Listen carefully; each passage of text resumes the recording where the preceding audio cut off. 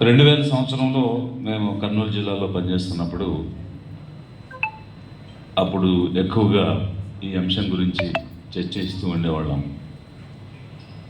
దాన్ని పురస్కరించుకొని అక్టోబర్ 14వ తేదీన ఒక 2000 మందితో ఈ దమ్మదీక్ష దినోత్సవాన్ని కలెక్టర్ ఆఫీస్లో ఉన్న ఆడిటోరియంలో నిర్వహించడం జరిగింది.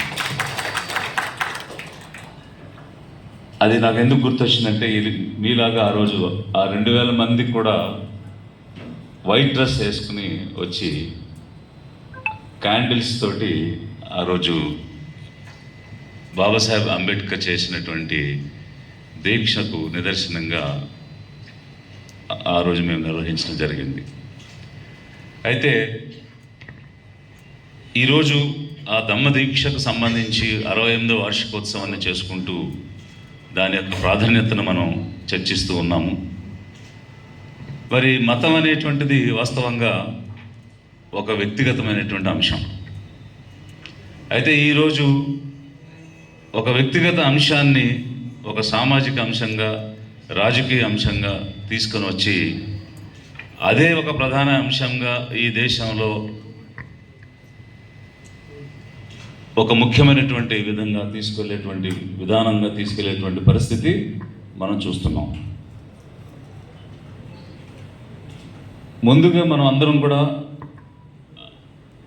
ఒక ఆలోచనతో ఒక స్పష్టతలోకి రావాల్సింది ఏంటంటే, 142 కోట్ల మంది జనం ఎవరికి నచ్చిన మతాన్ని వారు అవలంబించడానికి రాజ్యాంగం హక్కుని ప్రసాదించింది. అలా ప్రసాదించినటువంటి హక్కుని వ్యక్తిగత స్వేచ్ఛగా మీరు అనుభవించకుండా ఎవరెవరో వచ్చి ఏదో ఒక విషయం చిమ్మాలనే ప్రయత్నం చేస్తున్న క్రమంలో దానికి లోబడి ఆ కుట్రకు కుతంత్రాలకు లోనైపోయి సభ్య సమాజం మీద, సాటి సమాజం మీద ఈర్ష్య ద్వేషాలు పెంచుకొని ఆ విధమైనటువంటి ఒక సంస్కృతిని మనం వృద్ధి చేసుకుంటే ప్రపంచ దేశాల ముందు తలదించుకోవాల్సిన పరిస్థితి వస్తుంది. అందుకోసం ఒక జీవన విధానం అనేది ఒక వ్యక్తిగత జీవితానికి సంబంధించింది. దాన్ని వ్యక్తిగతం వరకే పరిమితం చేయాలని ఈ సభ ద్వారా మన మానవ సమాజాన్ని నేను కోరుతూ ఉన్నాను. అలాగే ఒకవైపు ఈరోజు చేస్తున్నటువంటి ఈ దమదీక్షకు సంబంధించినటువంటి అంశాలు మనం పరిగణలోకి తీసుకుంటే, మరి కామ్లే చాలా చక్కగా చరిత్రలో ఉన్నటువంటి అంశాలకు సంబంధించి ఆధారాలతో అనేకమైనటువంటి విషయాలు చెప్పాడు. నేను ఆదిలాబాద్ జిల్లాలో జాయింట్ కలెక్టర్గా పనిచేస్తున్నప్పుడు సమతా సైనిక్ దళ్ అక్కడ ఉన్నటువంటి ఒక అవేర్నెస్ అంటే నాకేం కనిపించింది అక్కడ అని అంటే, బాబాసాహెబ్ అంబేద్కర్ వేసినటువంటి విత్తనాలు, దాని యొక్క పంట మహారాష్ట్ర నుంచి ఆదిలాబాద్ వరకు చేరుకుంది. అందువల్ల ఇంకా అక్కడ నాణ్యమైన జీవితాలు, నాణ్యమైనటువంటి వాదన సిద్ధాంతం ఉన్నది అని నేను 2 సంవత్సరాలు ఆదిలాబాద్లో పనిచేసినప్పుడు గమనించినటువంటి సందర్భం. ఆ విధంగా వేసిన విత్తనాలలో సారవంతమైన నేలలో పడిన విత్తనం మంచి ఏపైన పంటనిస్తుంది. అలాంటి ఒక పంటే దిగంబర్ కాంబ్లే. ఎందుకంటే తన యొక్క జీవితం యావత్తు కూడా ఈ సిద్ధాంతాన్ని ప్రచారం చేయడానికి, ప్రజల్ని మేల్కొల్పడానికి, వాస్తవాలు ఏమిటి అని చెప్పి ఒక అవేకనింగ్, ఒక అవేర్నెస్ తీసుకురావడానికి నిరంతరంగా కృషి చేస్తూ ఉన్నాడు. నేను అంత దూరం నుంచి రాగలుగుతాడో లేదో అని ఈ కార్డు చూసినప్పుడు అనుకున్నాను. బట్ శ్రమ తీసుకుని వచ్చాడు, తన యొక్క నాలెడ్జ్ని మనందరికీ పంచాడు. ఈ జిల్లా వాసులు అందరి తరపున, ఈ కార్యక్రమ నిర్వహణ వారందరి తరపున నేను అతనికి శ్రమ తీసుకుని వచ్చినందుకు ధన్యవాదాలు తెలియజేస్తూ ఉన్నాను.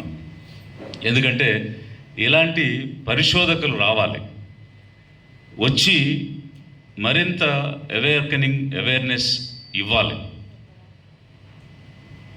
పూర్తి స్థాయి జీవితాన్ని, పూర్తి స్థాయి సమయాన్ని దాని మీద శ్రద్ధ పెట్టి పనిచేసే ఒక నిబద్ధత అందరికీ రాదు.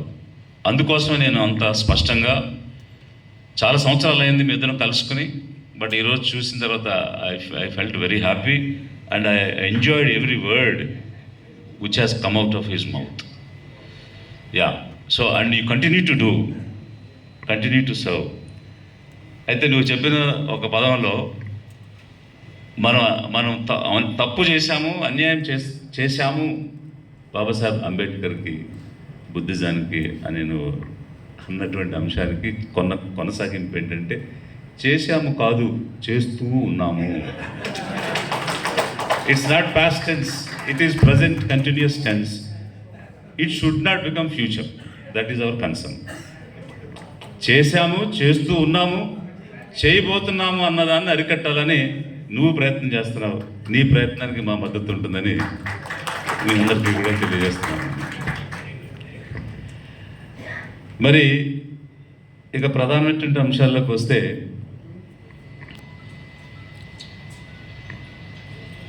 ఈరోజు ప్రపంచంలో వేరియస్ వేస్ ఆఫ్ లైఫ్స్ ఉన్నాయి. ఒక క్రిస్టియన్ వే ఆఫ్ లైఫ్ ఉంది, హిందూ వే ఆఫ్ లైఫ్ ఉంది, బుద్ధిస్ట్ వే ఆఫ్ లైఫ్ ఉంది, ఇస్లాం వే ఆఫ్ లైఫ్ ఉంది. అంటే ఒక వ్యక్తిగతమైనటువంటి జీవితం, అసలు మతం అనేది మనిషికి ఎక్కడ అవసరం అన్నది మనం తీసుకుంటే, మతం మనిషికి ఎప్పుడు అవసరం అంటే ఒక ఆశ్రయం కావాల్సిన ఇప్పుడు అవసరం. ఆశ్రయం ఎప్పుడు కోరుకుంటాడు? బాధలో ఉన్నప్పుడో, కష్టంలో ఉన్నప్పుడో, తనకి తాను నిలదొక్కుకోలేనప్పుడో, ఇంకొక ఆసరా, ఇంకొక ఊరట, ఇంకొక అవసరం వెతుకుతున్నప్పుడు కోరుకుంటాడు. అది సాధారణంగా మనం ఎక్కడ కోరుకుంటామంటే, మనం అన్ని విధాలుగా క్షీణించిపోయాము, అన్ని విధాలుగా ఫెయిల్ అయిపోతున్నాము, ఎలాగ సాధించలేకపోతున్నాము అనుకున్నప్పుడు దేవా అనే ఆలోచన ఆటోమేటిక్గా వస్తుంది. సో దేవుడా అనేటువంటి ఆలోచన వస్తుంది. ఆ దేవుడా అనేది ఎవరికి నచ్చిన రూపాన్ని వాడు ఊహించుకోవచ్చు. సో దానికేం పరిమితులు లేవు, దానికి ఎలాంటి ఆంక్షలు కూడా లేవు. బికాజ్ నీ మనసుకి ఆంక్ష ఏమైనా పెట్టగలిగితే అది నువ్వే పెట్టగలుగుతావు.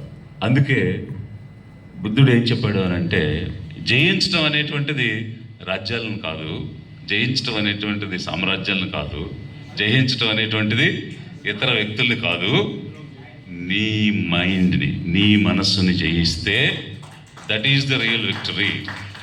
సో ఏ రోజైతే నీ మనస్సుకు నువ్వు యజమానివి అవుతావో ఆ రోజు నువ్వు పరిపూర్ణతను సాధించిన వాడు అవుతావు.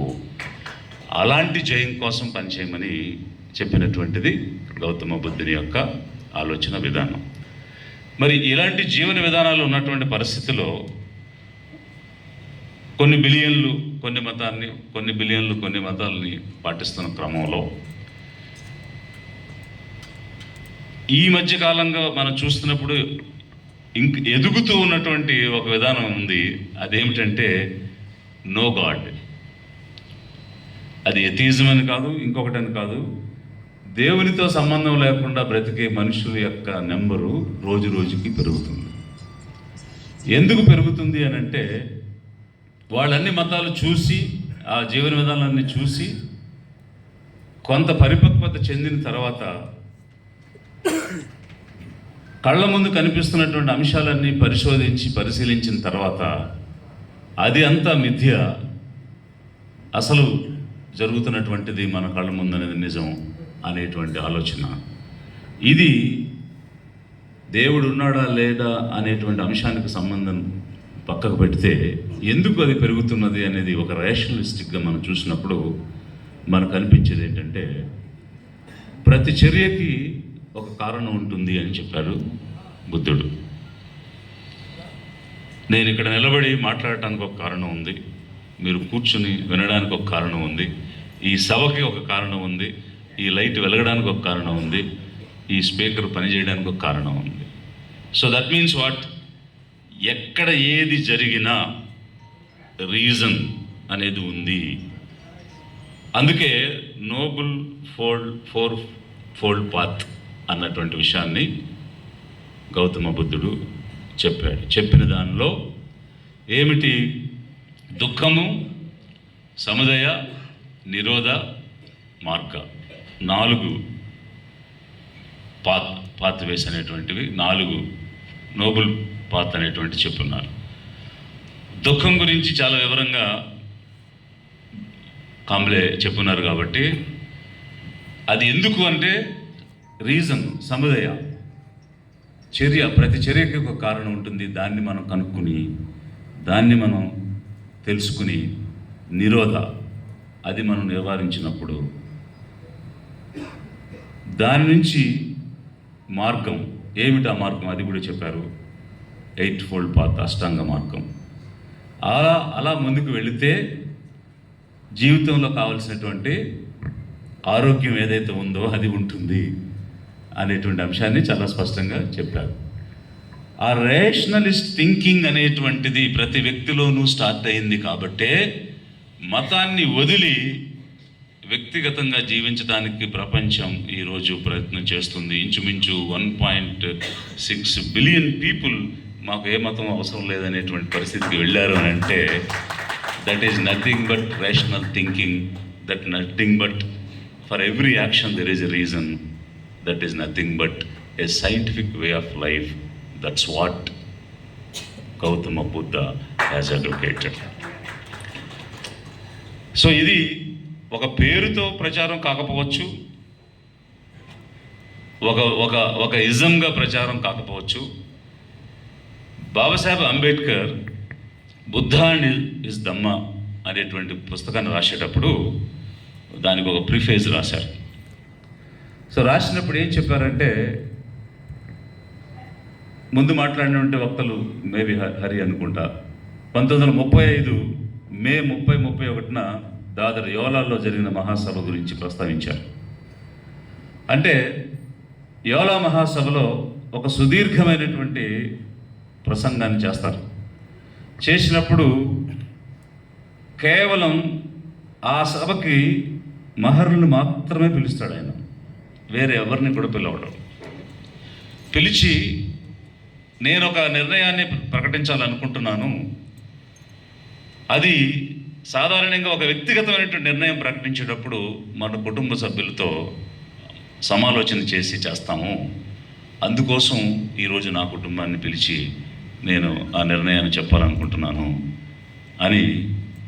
ఏదైతే హిందువుగా పుట్టడం అనేది నా చేతులు లేదు కాబట్టి జన్మించాను, బట్ మరణించేటప్పుడు మాత్రం నేను హిందువుగా మరణించనని వారు ఒక మాట ఆ రోజు చెప్పడం జరిగింది.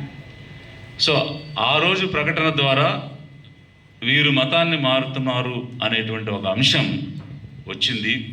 ఇంచుమించు 20 సంవత్సరాలకు పైనే అయిన తర్వాత 1956లో అక్టోబర్ 14వ తేదీన ఈ దమ్మదీక్ష చేయడం అనేటువంటిది, దాన్ని పురస్కరించుకుని మనం ఈ సభ నిర్వహించుకోవడం అనేటువంటిది జరుగుతుంది. మరి అప్పుడు ఆ పుస్తకాన్ని 56లో కదా రాశారు. రాస్తున్నటువంటి సందర్భంలో తన బాల్యాన్ని గుర్తు చేసుకుంటూ నేను ఎందుకు ఈ జీవన విధానంలోకి మారాను అని వారు చెప్తూ, చిన్నతనంలో తన తండ్రి మమ్మల్ని మహాభారతం రామాయణం చదవమని ఇన్సిస్ట్ చేసేవారు. అతనేమో కబీర్ పంత్లో ఉండేవాడు, కానీ మమ్మల్ని ఏమో ఇది చదవమనేవాడు. ఈ కాంట్రడిక్షన్ ఏంటి అని నాకు పదే అనిపించేది. ఒకరోజు ధైర్యం చేసి అడిగితే అలాంటి ప్రశ్నలు వేయకూడదు, పిల్లలు చెప్పింది చేయాలని, రోమన్ సామ్రాజ్యంలో పేట్రియాట్ సిస్టమ్ ఎలా ఉంటుందో అట్లా ఉండేవాడు మా నాన్న అని ఆ పదం కూడా రాశాడు. రోమన్ పేట్రియాటిక్ లాగా నువ్వు అలా అడగకూడదు, సమాధానం చెప్పకూడదని మా నాన్న అన్నాడు. కానీ నేను ఒప్పుకోలేదు. మళ్ళీ విసిగించి ఏదో రకంగా సమాధానం రాబట్టాలని ప్రయత్నం చేసినప్పుడు ఒకరోజు చెప్పాడు ఏంటంటే, నేను ఎందుకు అవి చదవమన్నాను అని అంటే, నువ్వు ఒక అస్పృశ్య కుటుంబంలో జన్మించావు కాబట్టి ఒక అన్టచబుల్గా నువ్వు ఎక్కడ ఇన్ఫీరియర్గా ఫీల్ అయ్యి ఎక్కడ నువ్వు కృంగిపోయి తగ్గిపోతావో, ఎక్కడ నువ్వు ఒక నీలో ఉన్నటువంటి శక్తి సామర్థ్యాలను వినియోగించి ఒక ఉత్తముడిగా ఒక గొప్ప మేధావిగా పైకి రాలేకపోతావేమో, కృంగిపోతావేమో అనే ఒక భయంతో నిన్ను అవి చదవమనేవాడిని. అందులో ఒక ద్రోణుడిని ఒక కర్ణుడిని చూసి నువ్వు ఇన్స్పైర్ అవుతావని అనుకున్నాను అని చెప్పాడు. అయితే దానికి మరి ఈయనకున్నటువంటి బిరుదేంటి, ప్రతివాద భయంకరుడు కదా. సో దానికి ప్రతివాదం చేశాడు. చేసి ఆ ప్రతివాదంలో ఇంకొన్ని విషయాలు చెప్పి ఇంకొకరి గురించి మాట్లాడాడు. అవి ఇప్పుడు నేను ఇక్కడ మాట్లాడదలుచుకోలేదు. ఎందుకనంటే ఒక విమర్శ కోసమో లేకపోతే ఒకటి గొప్ప ఒకటి తక్కువ అని చెప్పడం కోసమో మనం ఈ సభ నిర్వహించుకోవడం లేదు కాబట్టి. సో దానికి ఆ రకమైనటువంటి వాదన చేసిన తర్వాత 4th స్టాండర్డ్ పాస్ అయిన తర్వాత వారు కమ్యూనిటీలో మొట్టమొదటిగా ఈ 4th స్టాండర్డ్ పాస్ అయ్యాడు, ఒక అన్టచబుల్ అని అతనికి ఒక సన్మానం నిర్వహించాలనేటువంటిది తీసుకొచ్చారు. దానికి తండ్రి ఒప్పుకోలేదు. కానీ ఆయనకు ఫ్రెండ్గా ఉన్నటువంటి దాదా కైలుస్కర్ ఆయన ఒప్పించి ఒక సన్మానం, నేను 4th స్టాండర్డ్ పాస్ అయితే అన్టచబుల్స్ కమ్యూనిటీ నుంచి మొట్టమొదటిసారిగా ఒకడు మెట్రికులేషన్ పాస్ అయ్యాడని చెప్పి సన్మానం చేశారు. ఆ రోజు ద లైఫ్ ఆఫ్ బుద్ధ అనేటువంటి పుస్తకాన్ని ఆ దాదా కైలుస్కర్ నాకు ప్రజెంటేషన్ ఇచ్చున్నాడు. అప్పటి నుంచి నేను దాన్ని చదువుతూ, అప్పటి నుంచి దానిలో ఉన్నటువంటి గొప్ప విషయాలు తెలుసుకుంటూ, ఒకవైపు మానసిక సంఘర్షణ నా చుట్టూ ఉన్నటువంటి సమాజంతో, నా చుట్టూ ఉన్నటువంటి మనుషులతో, నా చుట్టూ ఉన్నటువంటి వాళ్ళ యొక్క దాడితో, మరొక వైపు ఈ రేషనల్ థింకింగ్ తోటి, ఒక ఆలోచనతోటి, ఒక కారణంతో జరుగుతున్నటువంటి పనుల వైపు నడుస్తున్నటువంటి మనసు వేగం, ఈ రెండింటినీ కూడా నేను ఆలోచిస్తూ వచ్చాను. కాబట్టి ఎన్నో సంవత్సరాల ఆలోచన తర్వాతే నేను ఈ జీవన విధానంలోకి వచ్చాను. అంతేకాని ఏదో ఒకటి ఎంచుకోవాలి కాబట్టి నేను ఇది ఎంచుకోలేదని చెప్తూ ఆ విషయాన్ని బాబాసాహెబ్ గారు రాశారు. అయితే ఈ బుద్ధ అండ్ ధమ్మ అన్నటువంటి పుస్తకం రాసిన సందర్భాన్ని బట్టే వారు చెప్పినటువంటి బోధిసత్వ అనేటువంటి ఒక బిరుదుని బాబాసాహెబ్కి ఇవ్వటం జరిగింది. అది కూడా నేను ఎందుకు రాయాల్సి వచ్చింది అన్న అంశాన్ని కూడా మాట్లాడుతూ, మహాబోధి సొసైటీ నాకు ఈ విధమైనటువంటి రచన ఒకటి చేయమని అడిగినటువంటి సందర్భంలో, ఎందుకంటే దిస్ ద లాస్ట్ రైటింగ్, వారు చనిపోయిన తర్వాత పబ్లిష్ అయిన మొదటి పుస్తకం అది. అప్పుడు క్రిస్టియన్స్కి ఒక బైబిల్ అనేది ఉంది, బట్ బుద్ధిస్ట్కి ఆ రకమైనటువంటి ఒక టెక్స్ట్ అనేది లేకుండా పోయింది. కాబట్టి ఈ బుద్ధిస్ట్ వే ఆఫ్ లైఫ్ని పాటించే వారికి ఒక బైబిల్ లాంటి గ్రంథం కావాలి, అందుకోసం ఈ బుద్ధ అండ్ ధమ్మ అనేది నేను రాశానని చెప్పి బాబాసాహెబ్ గారికి చెప్పారు. సో ఈ సందర్భంలో నేను ఎందుకు ఇవన్నీ గుర్తు చేశానంటే, ప్రతి ఒక్కరూ తప్పకుండా చదవవలసినటువంటి గ్రంథం అది బుద్ధ అండ్ ధమ్మ. మరి ఇక్కడ కూర్చున్న వాళ్ళు ఎంతమంది చదివారో నాకు తెలియదు, కానీ చాలా తక్కువ మంది చదివారు. ప్రతి ఒక్కరూ చదవండి. ఎందుకనంటే అసలు బుద్ధుడు అనేటువంటి పదం ఏంటి అంటే, సిద్ధార్థ గౌతముడు జ్ఞానోదయం పొందిన తర్వాత బుద్ధుడయ్యాడు అంటే ఏంటి, జ్ఞానాన్ని సంపాదించిన తర్వాత బుద్ధుడయ్యాడు అని. అలాంటి జ్ఞానం కదా మనకు కావాల్సింది. అది ఎక్కడి నుంచి వస్తుంది? మనము పరిశోధిస్తేనో, చదివితేనో, ఇలా వింటేనో, తెలుసుకుంటేనో వస్తుంది. అందుకోసం మొదట మనకు కావాల్సినటువంటిది జ్ఞానము, దానిని మనం సంపాదించాలి. అందుకు మీరు ప్రతి ఒక్కరూ కూడా ఈ బుద్ధ అండ్ ధమ్మ అనేటువంటి పుస్తకాన్ని తప్పకుండా చదవండి అని చెప్పేసి మీ అందరికీ కూడా నేను విజ్ఞప్తి చేస్తూ ఉన్నాను. నేను ఈ జిల్లాలో అక్షరాస్యత ఉద్యమాన్ని నిర్వహించాను, మీ అందరికీ తెలుసు. అప్పుడు అలాంటి ఎన్ని సమావేశాలు ఈ జిల్లాలో చేసుకుంటామంటే, ప్రతి నూక్ అండ్ కార్నర్ 56 మండలాల్లో ఉన్నటువంటి ఇంచుమించు 1200 పంచాయతీలకి రీచ్ అయ్యే విధంగా ఆ రోజు పనిచేస్తున్నప్పుడు ప్రతి చోట నేను ఒక ఎగ్జాంపుల్ చెప్పేవాడిని. ఏంటంటే, మన దగ్గర 100 రూపాయలు ఉన్నాయి, 10 మందికి ఇస్తే ఒక్కొక్కరి దగ్గర 10 రూపాయలు అవుతాయి. మన దగ్గర 10 మాటలు ఉన్నాయి, అది 10 మందికి చెప్తే అవన్నీ కలిపితే 100 మాటలు అవుతాయి. కాబట్టి డబ్బుని పంచితే తరిగిపోతుంది, జ్ఞానాన్ని పంచితే అది పెరుగుతుంది.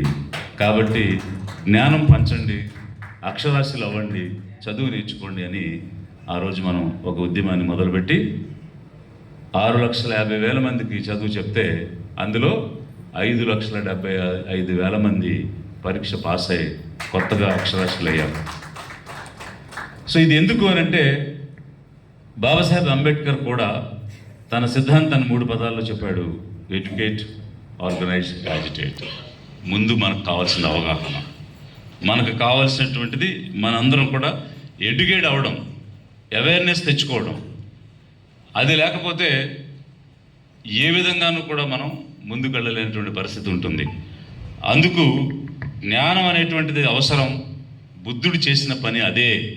ఎందుకు సంచరించాడు, ఎందుకు తిరిగాడు, ఒంటరిగా నడిచాడు, కొంతకాలం జ్ఞానం కోసం తినడం మానేస్తే మంచిదంటే తినడం మానేశాడు, బక్క చిక్కిపోయాడు, పూర్తిగా ఊపిరి బిగబట్టి అలాంటి సాధనాలు కూడా ప్రయత్నం చేశాడు. అప్పటికీ కూడా జ్ఞానం అందలేదు. ఇది తప్పని గ్రహించాడు. ఈ ఎక్స్ట్రీమ్ కాదు, ఆ ఎక్స్ట్రీమ్ కాదు, ఒక ధ్యానం ద్వారా, ఒక ఆలోచన ద్వారా, మానవ సమాజాన్ని పరీక్షించి చూడటం ద్వారా, పరిశోధించడం ద్వారా జ్ఞానం వస్తుందని తను ధ్యానం చేసి చివరకు బోధ్గయాలో బోధి వృక్షం కింద అక్కడ జ్ఞానోదయం పొందడం జరిగింది. అంటే జ్ఞానానికి అంత ఇంపార్టెన్స్ ఉన్నటువంటి బుద్ధుని యొక్క ఆలోచనను పాటించే వాళ్ళు మొట్టమొదట జ్ఞానోదయం పొందకపోతే ఎలా? అందుకు మీరు జ్ఞానవంతులు కండి, తెలుసుకోండి అని చెప్పడానికి మరి ఈ విషయాలు నేను మీకు చెప్పడం జరిగింది. అందుకే 3 జెమ్స్, 3 త్రిరత్నాస్ అనేటువంటి ఏమున్నాయి? బుద్ధ, ధమ్మ, సంఘ. బుద్ధ అంటే what? It's knowledge, nothing but knowledge. So బుద్ధునిలో ఆశ్రయం పొందమంటున్నాడు, ధమ్మలో ఆశ్రయం పొందమంటున్నాడు, సంఘములో ఆశ్రయం పొందమంటున్నాడు. So this is the way of life. ఆ విధంగా మనం చేస్తే మన యొక్క జీవన విధానం చూసి, దానిలో గొప్పదనం చూసి మిగిలినటువంటి వాళ్ళు ముందుకు వచ్చేటువంటి పరిస్థితి ఉంటుంది. అందుకే వారు ఇచ్చినటువంటి విధానాన్ని పాటించడంలో మన యొక్క నిబద్ధతను చూపించాల్సినటువంటి పరిస్థితి ఉంది. ముఖ్యంగా ఈ విధానంలో ఉన్నటువంటి గొప్ప విషయం ఏమిటంటే, ఎందుకు దీన్ని నేను ఎంచుకున్నాను అని బాబాసాహెబ్ చెప్పినటువంటి కారణం, ఎన్నో మతాలు చూశాను, ఎన్నో విషయాలు చూశాను, ఇతర మతాల గురించి ప్రస్తావన ఇక్కడ అవసరం లేదు, కానీ నేను ఎందుకు ఎంచుకున్నాను అనేటువంటి అంశం గురించి చెప్పినప్పుడు ఆయన 3 విషయాల గురించి చెప్పాడు. 1 ప్రజ్ఞ, 2 కరుణ, 3 సమత.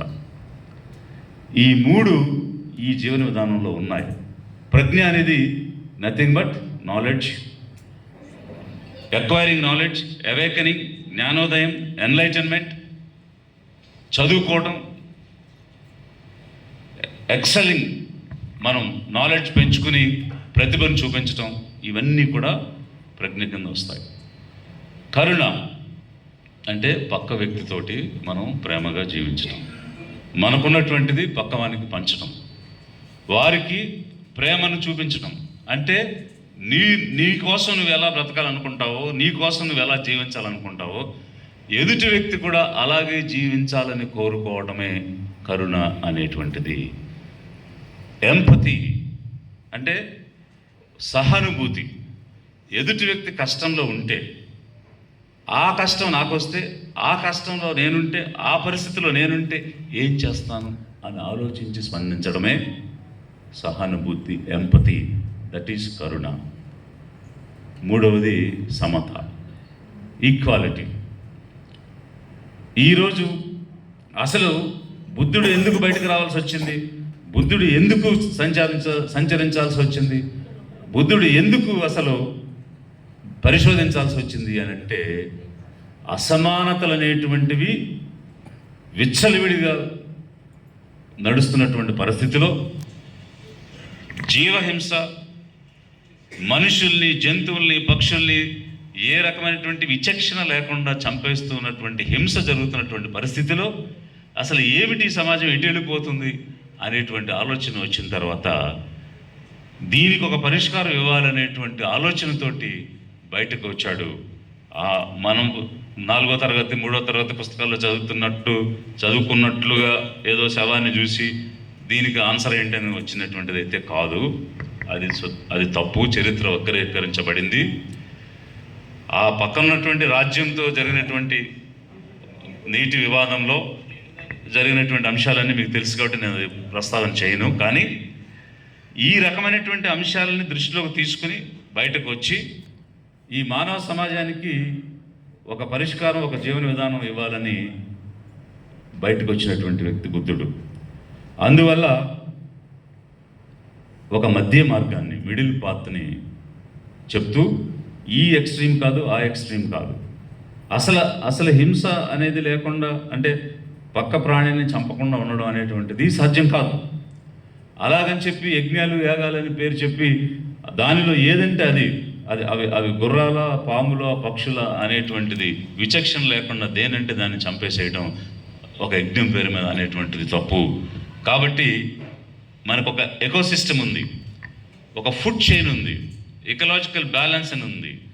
సో దాని ప్రకారంగా ఏంటి, ఉల్చర్స్ ఉంటాయి, ఆ ఉల్చర్స్ స్నేక్స్ని తింటాయి, స్నేక్స్ ఫ్రాక్స్ని తింటాయి, ఫ్రాక్స్ క్రీమ్స్ని, ఇలా అలా అది హింస కాదు. బికాస్ ఇట్స్ నేచర్స్ లా, ప్రకృతి ధర్మం. అందులో అంటే మన యానిమల్స్, హ్యూమన్ బీయింగ్స్ ఇవన్నీ తీసుకున్నప్పుడు హెర్బివోర్స్ అని ఉన్నాయి, కార్నివోర్స్ ఉన్నాయి, ఆమ్నివోర్స్ ఉన్నాయి. అంటే ఓన్లీ హెర్బివోర్స్ అంటే గడ్డిని, ఆకుల్ని తినేటువంటివి హెర్బివోర్స్. ఓన్లీ మాంసాన్ని తినేటువంటి సింహాలు, పులులు కార్నివోర్స్. రెండింటిని తినేవి ఆమ్నివోర్స్, అవి మనుషులు. అయితే వాస్తవంగా ఏంటంటే రెండూ తినాలి. ఓన్లీ శాకాహారమే తింటాము అని అంటే అది తప్పు, ఓన్లీ మాంసాహారమే తింటానంటే అది తప్పు. ఎందుకు చెప్తున్నానంటే ఈ మాట, శాకాహారం తినే జంతువులకు ఉండే పళ్ళేంటి, గడ్డిని తీసుకునే పశువులకి ఎక్కడుంటాయి పళ్ళు? అలాగే మాంసాహారం తినేటువంటి సింహాలకి ఏముంటాయి పళ్ళు? ఈ రెండు కలిపితే ఉండే 32 పళ్ళు మనిషికి ఉంటాయి. అందుకే రెండూ తినాలి. ఇదేదో ఒక రిలీజియన్ గురించి, ఒక సంస్కృతి గురించి నేను చెప్పడం లేదు, సైన్స్ చెప్తున్నాను నేను. So that means there are incisors, canines, molars, premolars అని 4 కేటగిరీస్ ఆఫ్ టీత్స్ మనకు ఉంటాయి. ఈ 4 కేటగిరీస్ హెర్బివర్స్కి ఉండవు, ఈ 4 కేటగిరీస్ కార్నివర్స్కి ఉండవు, ఈ 4 కేటగిరీస్ ఆమ్నివర్స్కి ఉంటాయి. కాబట్టి man is design to eat both. కాబట్టి ఈ రెండు తినకుండా ఇది తింటే తప్పు, అది తింటే తప్పు అని చెప్తే అది తప్పు. ఇది తెలుసుకుని, కాకపోతే దేనైనా మితంగా తినమని, ఏదైనా అవసరం కోరకే చేయమని చెప్పినటువంటిది బుద్ధుని యొక్క ఆలోచన విధానం. అదే మధ్య మార్గం, మిడిల్ పాత్. సో ఈ రకమైనటువంటి బ్యాక్గ్రౌండ్లో నేను మిమ్మల్ని అందరినీ కూడా కోరేటువంటిది ఏమిటంటే, కాంబ్లే ఒక చక్కని మాట, బాబాసాహెబ్ అంబేద్కర్ని మనము నమ్ముకున్నామా, అమ్ముకుంటున్నామా, నమ్ముతున్నామా, అమ్ముతున్నామా అనేటువంటి ప్రశ్న వేశారు. ఆన్సర్ మీకు తెలుసు. మరి ఎవరు అయితే అమ్ముకోవాలనుకున్నారో వాళ్ళు ఫోటోలు పెట్టుకుంటారు. అది ఏ పార్టీ అయినా కావచ్చు, ఏ రకమైనటువంటి సంఘమైనా కావచ్చు. అమ్మాలనుకునే వాళ్ళు కేవలం బొమ్మలు చూపిస్తారు, నమ్మాలనుకునే వాళ్ళు ఆచరణలో ఉంటారు. కాబట్టి ఆచరించడానికి ప్రయత్నం చేయండి. ఆచరించడానికి ప్రయత్నం చేయండి అని అంటే, పాదయాత్ర చేశాను నేను, ఇదే రోడ్డు మీద మనం బహిరంగ సభ నిర్వహించుకున్నాం. వేల కొలది విగ్రహాలకి గార్లాండింగ్ చేశాం. ఆయనేమో సూట్ వేసుకున్నాడు, బూట్ వేసుకున్నాడు, నిలబడి ఉన్నాడు. దండ వేస్తా వెళ్తే చెప్పులు తీయండి, బూట్లు తీయండి అని మాట్లాడుతున్నారు. అసలు అతను చెప్పిన జీవన విధానం ఏమిటి, అతను కోరుకున్న జీవన విధానం ఏమిటి, చేస్తున్నది ఏమిటి? మన సాగర్ చెప్పాడు, నువ్వు ఏ తప్పైనా చేయి, ఏ పార్టీలో అయినా ఉండు, ఏ రకంగా వెన్నుపోట్లు పడు, చివరిలో జేబీఎంటే చాలని. అదా వారు కోరుకున్నది, అదా ఆయన ఆశించినటువంటిది. అసలు మూఢనమ్మకాలు వదిలేయండి, సూపర్ స్టిషన్స్ వద్దు, విగ్రహారాధన తప్పు అని చెప్పిన వ్యక్తికి అదే రూపంలో మీరు జోహారులు చెప్తున్నారు అని అంటే అది ఏ రకంగా నివాళి అవుతుంది అన్నది ఒక్కసారి ఆలోచించాలి. ఈరోజు సందర్భం వచ్చింది కాబట్టి నేను చెప్తా ఉన్నాను. ఆ మూఢనమ్మకాలు వదిలేసేయండి. ఏ మూఢనమ్మకాలు అయితే వదిలేసేయమన్నాడో అది వదిలేసేయండి. ఏ జీవన విధానాన్ని ఎంచుకోమన్నారో దానిలోకి ప్రవేశించడానికి ప్రయత్నం చేయండి. ఈరోజు బాబాసాహెబ్ అంబేద్కర్ కోసం అరిచేవారు, కేకలు వేసేవాళ్ళు, రొమ్ము విరుచుకుని ఎగబడేవారు ఎవరైనా వారిచ్చినటువంటి సిద్ధాంతం ప్రకారం, వారు చూపించినటువంటి మార్గం ప్రకారం నడుస్తున్నారా? దాన్ని ఒకరు ఈ ఛానల్ వాళ్ళు ఒకరోజు ఇంటర్వ్యూ చేస్తూ, అంబేద్కర్ బాగా వచ్చారు కదా, అన్ని గ్రామాలకి విగ్రహాలు వచ్చాయి, బాగా ప్రచారంలో ఉంది కాబట్టి బాగానే ఈ అంబేద్కర్ యొక్క విధానం జనంలోకి వచ్చిందని మీరు అనుకుంటున్నారా అని అడిగాడు నన్ను. ఆ రోజు నేను ఒక సమాధానం చెప్పాను అతనికి. అంబేద్కర్ విగ్రహం గ్రామాలకు వచ్చింది కానీ అంబేద్కరిజం ఆ మనుషులకు రాలేదని చెప్పాను.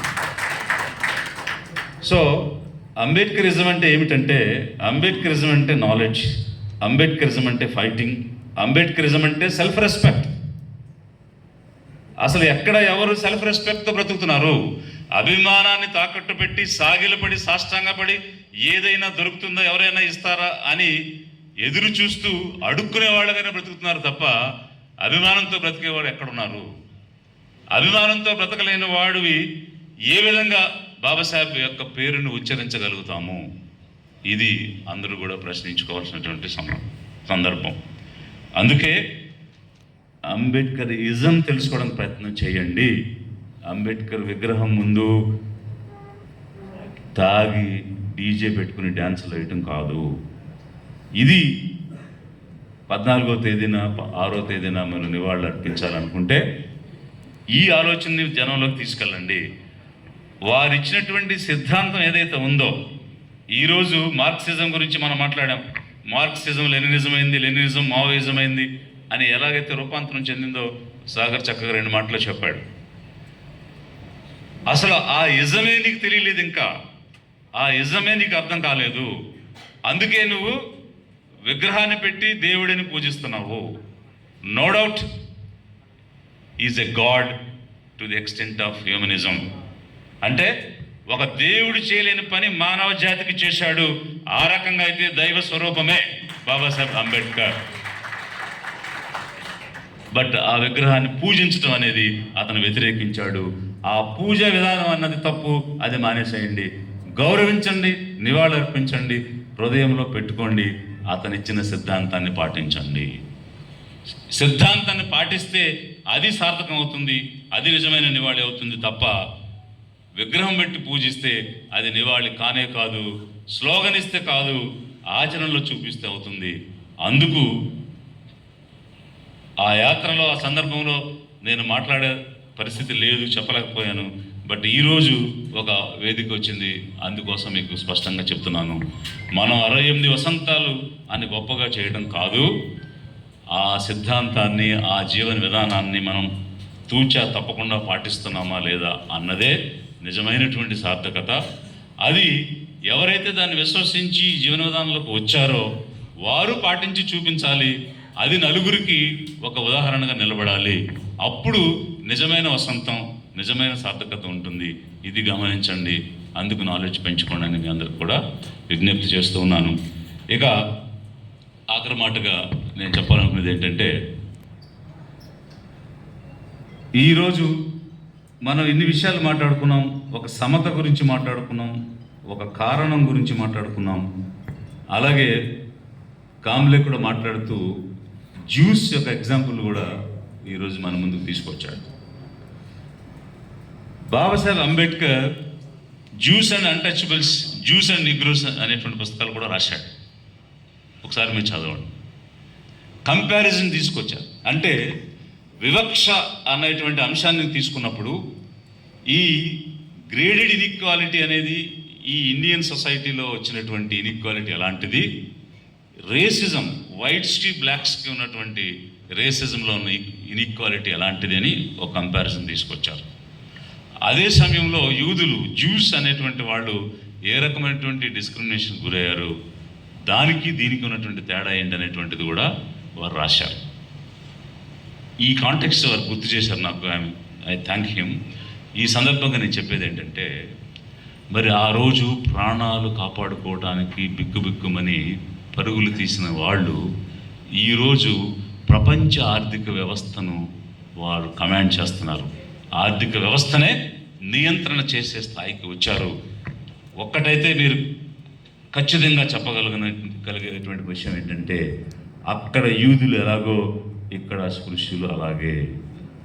మరి వారికి సాధ్యమైంది ఇక్కడ అస్పృశ్యులుగా చెప్పబడి ఈరోజు ఒక షెడ్యూల్ కాస్ట్గా, షెడ్యూల్ ట్రైబ్స్గా, బ్యాక్వర్డ్ క్లాసెస్గా రాజ్యాంగంలో రాయబడినటువంటి వారికి ఎందుకు సాధ్యం కావడం లేదు?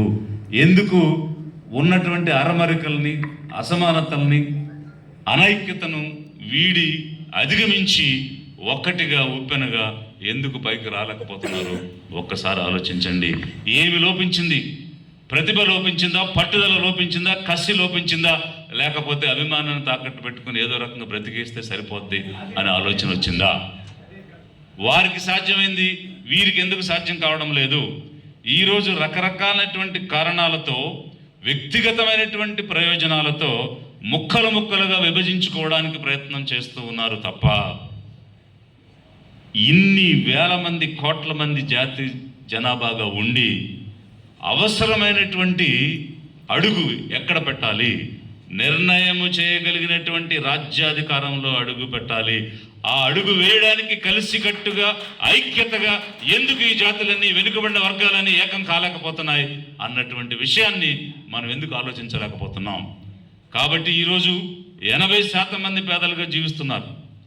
80% మంది పేదలుగా జీవిస్తూ ఉండి వారు ఏ అధికారానికి నోచుకోకుండా ఉన్నారు. ఎక్కడ కూడా ఒక స్థానం కానీ, స్థాయిని కానీ సంపాదించలేకపోతున్నారు. ఒకవేళ ఈ వర్గాల పేరు చెప్పుకుని పదవులు పొందిన వాళ్ళు ఎవరైనా ఉంటే వాళ్ళు పెద్ద బానిసలుగా జీవిస్తున్నారు తప్ప, బానిసత్వంలో మార్పు తప్ప ఏ రకమైనటువంటి సాధించింది ఏమీ లేదు. వ్యక్తిగతంగా వాళ్ళకు ఒక కారు, ఒక బంగ్లా, ఒక అటెండరు, ఒక కుక్కు ఉన్నాడేమో తప్ప అక్కడ కూడా వీళ్ళు బానిసలే.